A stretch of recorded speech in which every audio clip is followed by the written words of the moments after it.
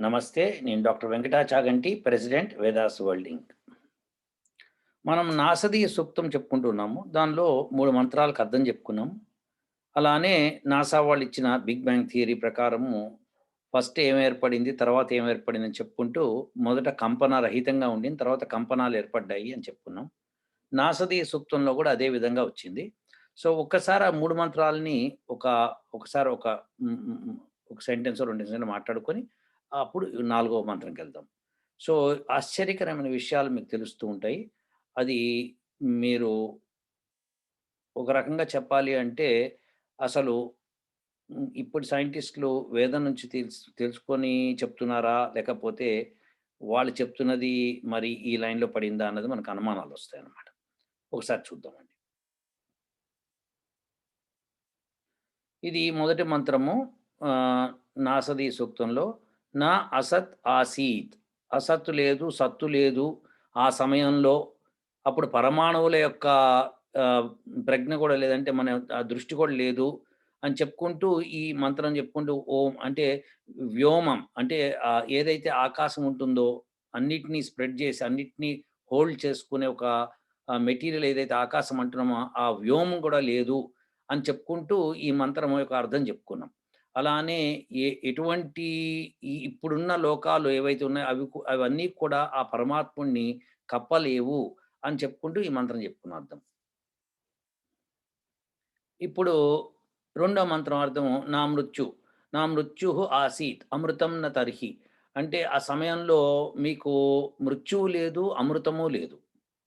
రాత్రి లేదు, పగలు లేదు. అవాతం కంపనరహితమగు. అప్పుడు కంపనరహితంగా ఉండింది అని మనం నాసా వాళ్ళది బిగ్ బ్యాంగ్ థియరీ చూపించుకుంటూ మాట్లాడుకున్నాం మనం. అవునా? కాదా? సో, ఈ మంత్రం ప్రకారం కంపనరహితంగా ఉండిందది. చాలా బావుందండి. ఇది చెప్పారు. బావుంది. ఇక నెక్స్ట్ మంత్రం సంగతేంటి?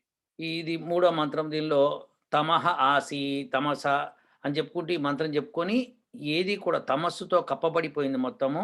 ప్రత్యక్షము ముఖ్య ప్రకృతి అది చాలా హీనంగా ఉంది. పరమాత్ముడి ముందర తుచ్చంగా ఉంది అని చెప్పుకుంటూ అది అసలు ఆహ్, నవిహితము అంటే విహితం కావట్లేదు. అట్లాంటి దానికి మహత్వం ఉన్నది పరమాత్ముడు ఒక్కడే ఉన్నాడు.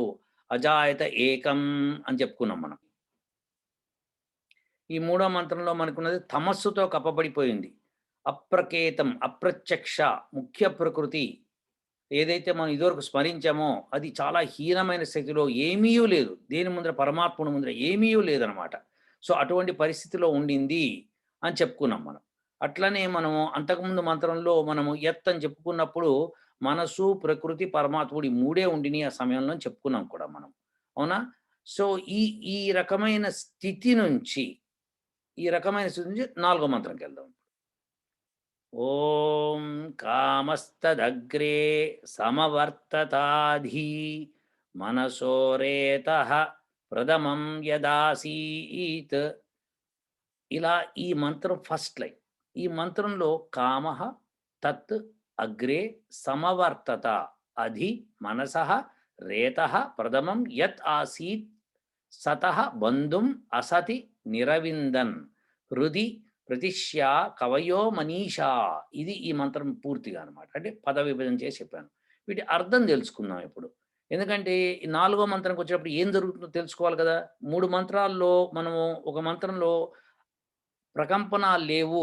No fluctuations. అది బిగ్ బ్యాంగ్ థియరీ వాళ్ళు కూడా అదే చెప్పుకుంటొచ్చారు. అంతకు ముందంతా కూడా అప్రత్యక్షంగా ఉండింది. ఏది కూడా అసలు ఏమీ లేదనమాట. తమస్సుతో నిండిపోయిందని బిగ్ బ్యాంగ్ థియరీ కూడా చెప్తోంది. సరే ఇప్పుడు ముందుకెళ్దాం కొద్దిగా. సో, ఇప్పుడు కామః తత్ అగ్రే. కామః అంటే ఇచ్ఛ. తత్ కారణము. అగ్రే ముందు సంవర్త. సంవర్తత అంటే పరమాత్ముడు యముడు. యముడిని కూడా సంవర్తుడు అంటాడు. ఎందుకంటే ఇప్పుడు యముడు గురించి ఎందుకొచ్చింది? ఆలోచిద్దాం. అది ప్రముఖము. మనసః అంటే మనసః అంటే మనసు అనమాట. రేతః బలం. ప్రథమం ముఖ్యం.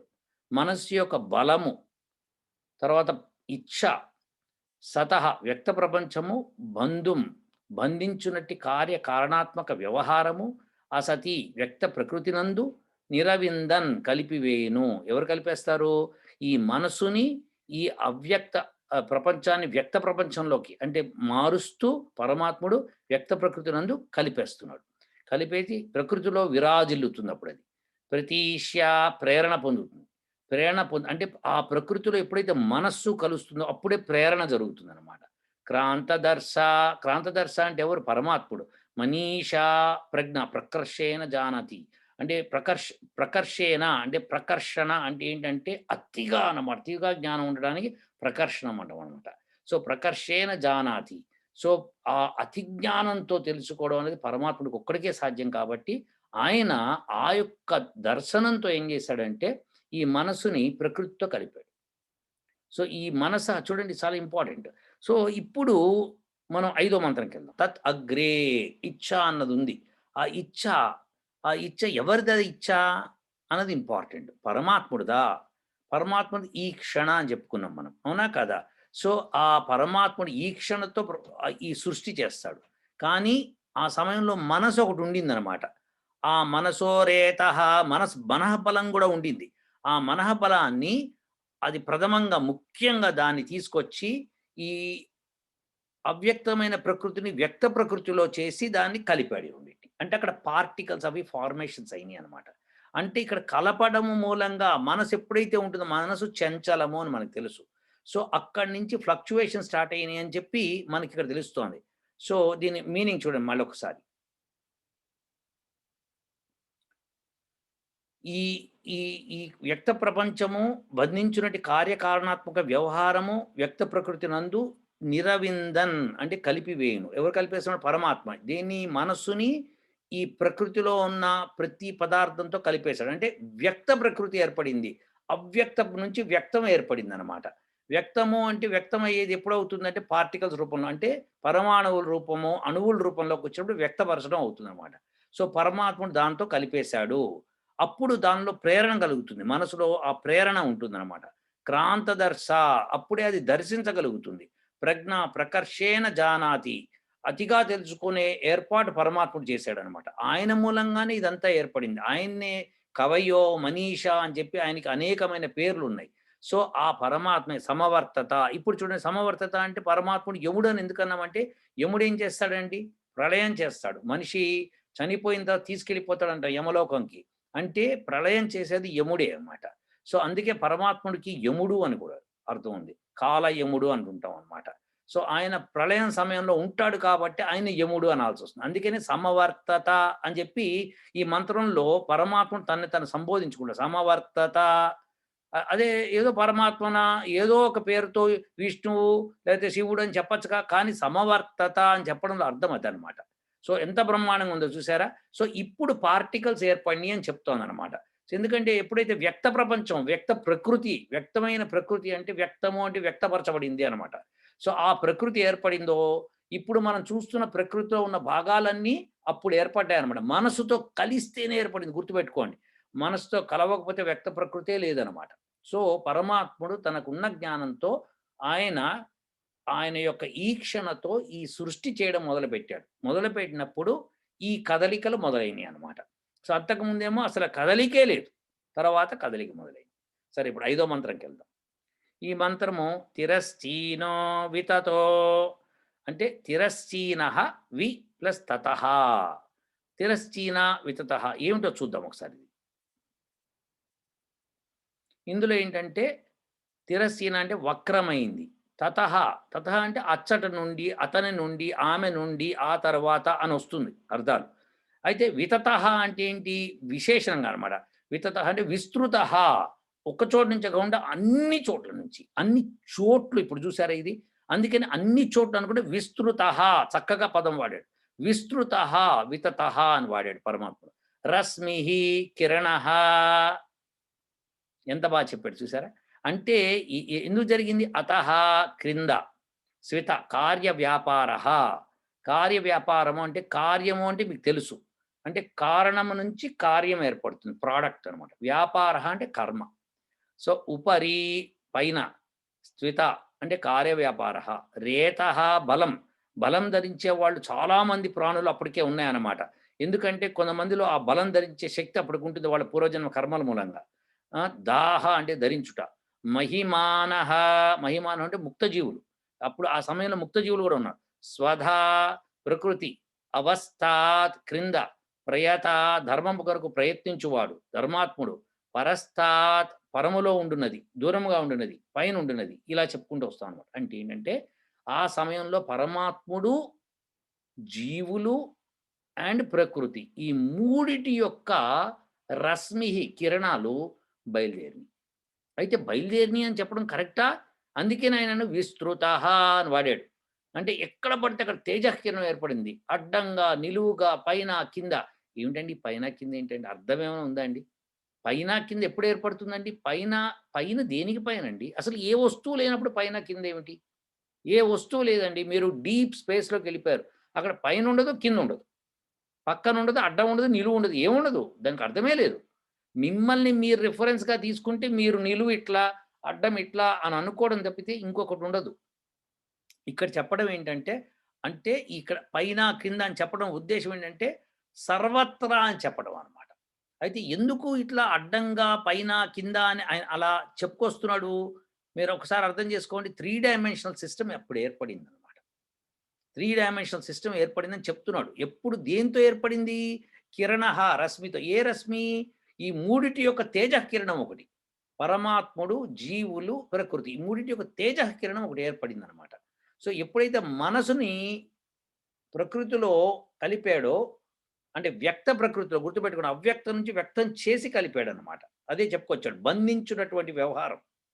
ఈ బంధించినటు వ్యవహారాన్ని ఆయన కలిపాడు కాబట్టి, మనం ఏమంటున్నామంటే దానికి అలా, పైన, కింద అన్న పదాలు మనకి అర్థమవ్వడం కోసము క్లారిటీగా, స్పష్టంగా 3 డైమెన్షన్ సిస్టమ్ ఏర్పడింది. అంటే అప్పటికే స్పేస్ ఏర్పడింది. ఎందుకంటే మనసు లేనిదే టైము, స్పేస్ ఉండవనమాట. అందుకని ఫస్ట్ మనస్సుని ప్రకృతితో కలిపాడు. అప్పుడే టైమ్ అండ్ స్పేస్ ఏర్పడింది. అందుకనే ఆయన ఇక్కడ పైన, కింద ఒక తేజఃకిరణం ఏర్పడింది అని చెప్తున్నాడు.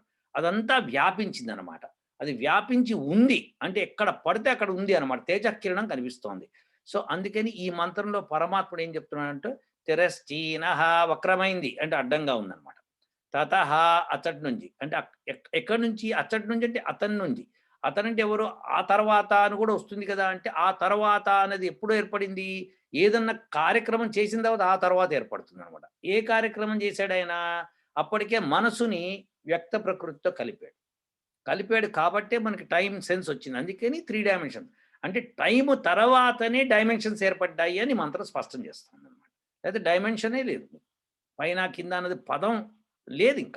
ఈయన పైన, క్రింద చెప్పాడు అంటే అంతకుముందే అక్కడ చెప్పాడు కాబట్టి తర్వాత అందుకే వచ్చింది. ఆ తరువాత అనొచ్చిందనమాట. సో, విస్తృతః విస్తృతమైందనమాట. సరే మరి ఇదంతా బానే ఉందండి. మరి బిగ్ బ్యాంగ్‌లో ఇలా చెప్పారా? రశ్మి కిరణః ఏర్పడిందని చెప్పాడా? ఏమన్నా ఉందా? చూద్దామా? చూద్దామండి. ఇదిగోండి ఇది నాసా వెబ్‌సైట్ అండి. సో, నాసా న్యూస్ ఇదివరకే మీకు చూపిచ్చాను ఇదే వెబ్‌సైటు. నేను లింక్ కూడా మీకిస్తాను నేను. సో, ఇక్కడ మీరు చూస్తున్నారు కదా! ఈ సమయం ఇక్కడేమో కింద సమయం ఇచ్చుకుంటూ వచ్చి, ఏ ఏ సమయంలో ఏమి ఏర్పడ్డాయన్నప్పుడు ఇక్కడ బిగ్ బ్యాంగ్ ఇక్కడ మొదలైందంటున్నాడు. Cosmic inflation, origin of fluctuation ఇక్కడ ఫ్లక్చుయేషన్ మొదలైంది. అంటే అంతకుముందు ఫ్లక్చుయేషన్ లేదు. అదే చెప్పుకున్నాం మనం. చెప్పుకున్న తర్వాత ఇప్పుడు పార్టికల్ ఫార్మేషన్ ఇక్కడ పార్టికల్స్ ఫార్మ్ అయింది. ఎప్పుడైతే మనస్సు వ్యక్త ప్రకృతి అని ఆయన వాడారో, వ్యక్త ప్రకృతి అంటే పరమాణువులు, అణువులు ఇవి వ్యక్త ప్రకృతి. అవే సత్వ, రజస్, తమో గుణములు కలిగినవి.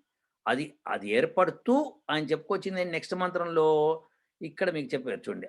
Ordinary matter particles are coupled to light. కాంతితో అవి కలిసినయి అన్నమాట.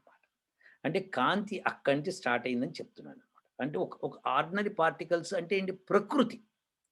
తేజః కిరణం ఒకటి ఏర్పడిందని చెప్పాడు కదా పరమాత్ముడు. అదిగో ఇక్కడ తెలుస్తోందండి. సో, మీరిప్పుడు చూసారు కదా! సో, బిగ్ బ్యాంగ్ వాళ్ళు మరి ఇప్పుడు ఈ ఎథీస్ట్‌లందరిని మనం అడగాల్సిన ప్రశ్న ఏంటంటే, ఎవరైనా సైంటిస్ట్‌లు కూడా అడగాల్సిన ప్రశ్న ఏంటంటే, మరి ఈ సైంటిస్ట్‌లు కాపీ కొట్టారా? వేదం నుంచి? అని ప్రశ్నొస్తుంది. ఛఛ! అదేంటండి సైంటిస్ట్ అంతా కష్టపడి మ్యాథమెటికల్ ఈక్వేషన్స్, టెలిస్కోపులు పెట్టి, అవి పెట్టి, ఇవి పెట్టి చూసి చేశారు. అందుకే వాళ్ళు అది ఇచ్చారు స్టేట్‌మెంటు అని అన్నారనుకుందాం కాసేపు. అప్పుడు మరి మన ఋషులు మటుకు చేయలేదా పని? చేశారు కాబట్టి వేదంలో ఉన్నది తీసి చెప్పారు. వేదం వేదం పరమాత్ముడు ఇచ్చిన దానికి ఇంతకంటే నిదర్శనం ఏం కావాలి? అంత స్పష్టంగా, అంత సీక్వెన్షియల్ ఆర్డర్‌లో ఎలా వస్తుందండి? విషయం చెప్పండి. అంత సీక్వెన్షియల్ ఆర్డర్‌లో. వేదం అనేది అబ్స్ట్రాక్ట్ నాలెడ్జ్. అసలది దానికి ఇంక తిరుగులేదనమాట. అవన్నీ యాక్సియమ్స్ అవన్నీ. అవన్నీ యాక్సియమ్స్ అనమాట. అంటే అది అలా వాడాల్సింది తప్పితే ఇంకో మార్గం లేదు. వేదం స్పష్టంగా ఏది చెప్తుందో అదే సైంటిస్టులు కనుక్కోగలరు గానీ, వాళ్ళు ఒకవేళ భ్రమ పడినా గానీ మళ్ళీ సరి చేసుకోవాల్సొస్తుంది వాళ్ళకి వాళ్ళు. సో, ఇప్పుడు వీళ్ళేమంటారంటే ఎథీస్ట్ ఏమంటారంటే, "మీరు ఇది ఉంది కదా! మరి ముందరే ఎందుకు చెప్పలేదు?" అని ప్రశ్న. ముందే చెప్పాంరా బాబు! అందరికీ ముందే చెప్పారు వీళ్ళు. వేదంలో ఉందని చెప్పి ముందే చెప్పాం. అయినా వినకుండా మీరేదో ఒక సైకిల్ కనిపెట్టారని జెప్పి, ఏదో ఇంజిన్ కనిపెట్టామని జెప్పి, మేము చంద్రుడి మీదకి పంపించామని జెప్పి, అప్పుడు కూడా రాకెట్లు పంపించారు. అప్పుడు కూడా విమానాలు వాడారు. ప్రస్తుతం ఏంటంటే అవైలబుల్ లేవు కాబట్టి చూపించలేం. కానీ వేద మంత్రాలైతే అవైలబుల్ ఉన్నాయి కదా! సో, ఆ వేద మంత్రాల్లో ఉన్నది స్పష్టంగా అంతకంటే వేరుగా జరగట్లేదు గదా! ఇప్పుడు వేదం గనక అదంతా ఏమీ లేదు, అంతా ట్రాష్ అనుకుంటే, అలా ఉన్నట్టుగానే ఎందుకు జరగాలక్కడ?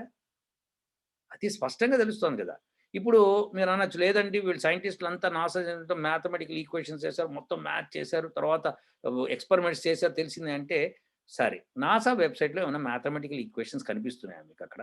ఆయన చెప్పిన దానిలో అక్కడ విట్టిన దానిలో ఏమైనా కనిపిస్తున్నాయా? లేదు కదా! వాళ్ళు కూడా చెప్పవలసిన మ్యాటర్ చెప్తారు. ఇంకా అసలు లోతుగెళ్ళాలనుకుంటేనే వాళ్ళు మీరు చదువుకోండి, ఎంఎస్సీ చేయండి, పీహెచ్‌డీ చేయండి, మీకు తెలుసుకోండి మేమని చెప్తున్నారు వాళ్ళు. మీరు అట్లనే కదా తెలుసుకునేది. సామాన్యుడికైతే అది సరిపోతుంది గదా! సో, వేదమంత్రం ఏం చెప్తుందో అది మనము సామాన్య భాషలో చెప్పుకున్నాం. మనం ఇందులో మ్యాథమెటిక్స్ ఈక్వేషన్స్ ఏమేంటంటే, ఎలా అయితే విషయాన్ని గ్రహించి వాళ్ళు మ్యాథమెటిక్స్ డెవలప్ చేశారో, వేదం నుంచి మనం గూడా డెవలప్ చేయాల్సిందే. ఏదన్నా సరే డెవలప్ వేదంలో ఇచ్చారు మ్యాథ్ ఇచ్చారు. ఎలా చేయాలో కూడా ఇచ్చారు. దానికి మనకి సూర్య సిద్ధాంతాలున్నాయి. కాబట్టి మనకి అవన్నీ ఉన్నాయి. వాటిని మనం వెనక పడేసాం. అవి చదవట్లేదిప్పుడు. చదవట్లేదు కాబట్టి లేదు అనడం తప్పవుతుంది. సో, ఇది మనందరం తెలుసుకోవాలి.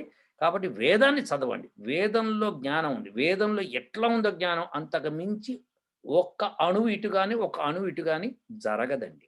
యాజ్ ఇట్ ఈస్‌గా అదే ట్రూత్. అదే సత్యం. అదే నిజము. అదే యథార్థము. అదే ఋతము. కాబట్టి మనం వేదాన్ని చదువుకొని దానిలో ఇప్పుడు మనకు కావాల్సిన ఇప్పుడు సైంటిస్ట్‌లు ఇంత కష్టపడి ఎన్నో బిలియన్స్ ఖర్చు పెట్టి తెలుసుకున్న విషయాన్ని వేదంలో స్పష్టంగా ఉంది.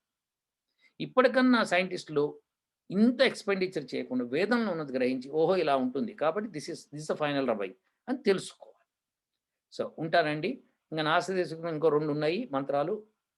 అవి కూడా తర్వాత చూద్దాము. సో, ఇప్పుడు ప్రస్తుతానికైతే మీకు ఎవిడెన్స్‌తో సహా నేను ప్రెజెంట్ చేస్తున్నాను. మీరందరూ వేదాన్ని నమ్మిన వాళ్ళంతా కూడా గట్టిగా ఉండండి. ఖచ్చితంగా మీకు అన్ని రిజల్ట్స్ ఒస్తాయి. ఇవి నేను నిరూపణతో సహా చూపిస్తున్నాను. ఇంకా కొంతకాలంలో మీకు మ్యాథమెటికల్ ఈక్వేషన్స్ సహా చూపించేస్తాను. ఉంటానండి. ఓహ్!